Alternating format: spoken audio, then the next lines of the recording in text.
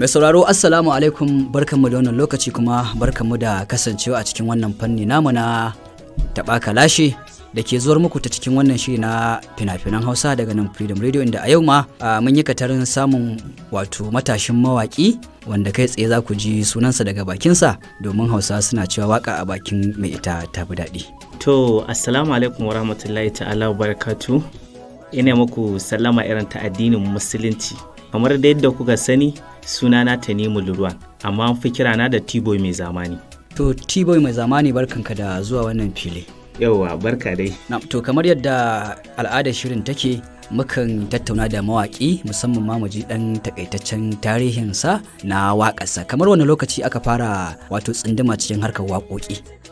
Gaskiya na ɗan kwana biyu na harkar waƙa ne. Kasancewar zan samu irin shekara kamar 5 kenan ina harkar waƙa. Na'am.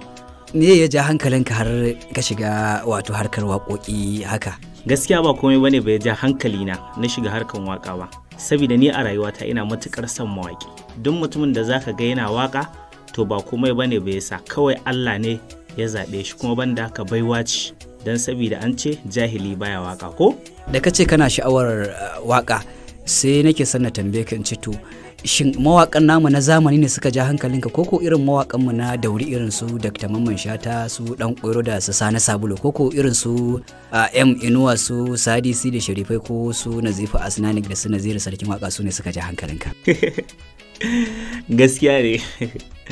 Gaskiya mawaka da dama sun ja hankalina. Na'am, to kamar waɗanne? Yawwa, kamar dai kaga dai Sarki dai Nura Inuwa. Na'am. Yana ɗaya daga cikin waɗanda suke jan hankalina sosai, tare kuma da wata mawaƙiya mai yabo ce, wata ana ce mata Sayyida Zainab Ambato. Yawwa. A shekaru 5 da kai kana waka, to za mu iya cewa zuwa yanzu kamar kimanin waƙoƙi guda nawa akai? Gaskiya na yi waƙoƙi za su kai 50 haka, iya waɗanda na buga ma kenan, banda waɗanda suke a ƙasa. Daga cikin waɗannan waƙoƙi, mai sauraro zai so ya sani, shin waƙoƙin bege ne ka fi karkata a kai, koko irin na nanaye ko kuma na hip hop da ake yayi a wannan lokaci? Yauwa, gaskiya a baya dai gaskiya dai na yi yabo ne sosai, to yanzu kuma a wannan lokacin shine na fara waƙoƙin nanayen. Yauwa, a wannan lokacin ba. Daga cikin waƙoƙin da ka zo mana da su wanda ka ce sun kai guda 50, wace waka ce zaka bamu domin mai sauraro ya san cewa lalle yau da T-Boy muke tattaunawa a wannan shiri?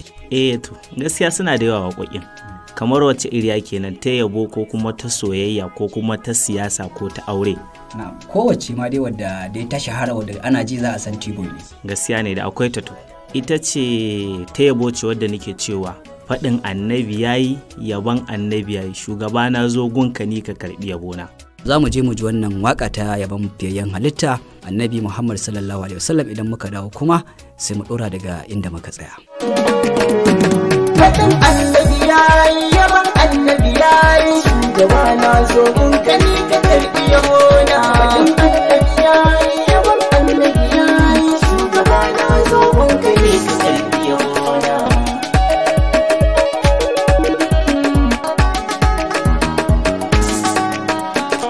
Farko mai bani yau da gobe tabara, Allah kai dan adam ka bashi dabara, kayo manzan mu dan amina lura, sanadin sai samu ke ta shashanawa, kaunar sa ta samu ke ta juyawa, in har ka rike shi walla kai dacewa.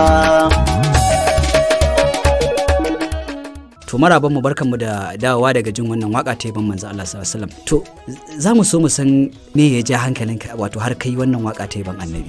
Gaskiya ba komai bane ya ja hankalina, saboda a yayin da naga wani sha'iri ko kuma wata sha'ira haka tana yaban fiyayyen halitta, abin yana tsumani sosai, ba dan komai ba saboda soyayyar da nake wa manzon Allah sallallahu alaihi wasallama. Bayan wannan waka ta begen annabi sallallahu alaihi wasallam, akwai kuma wadda zaka ƙara bamu? Da akwai ta. Wacce ce? Ita kuma ta soyayya ce. Ya sunanta? Ita kuma ita ce inda so da amana yar uwa, ba za na manta abin da kika yi min ba, so yakan sa na zama jarumi. Yawwa. Za mu je mu ji wannan waka, kana daga bisani idan muka dawo sai mu kuma ji dalilin da yasa aka yi wannan waka.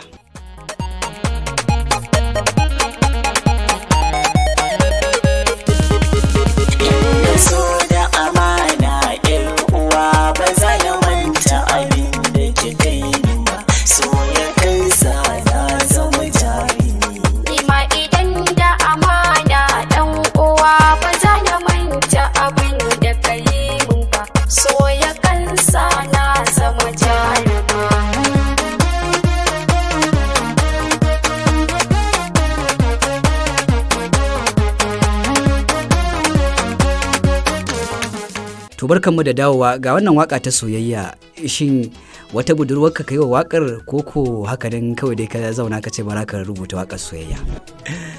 Gaskiya wannan akwai wata yarinya da nake matukar so ne sosai kuma tana matukar kwantar min da hankali, tana bani nishadi daidai da yace kamata.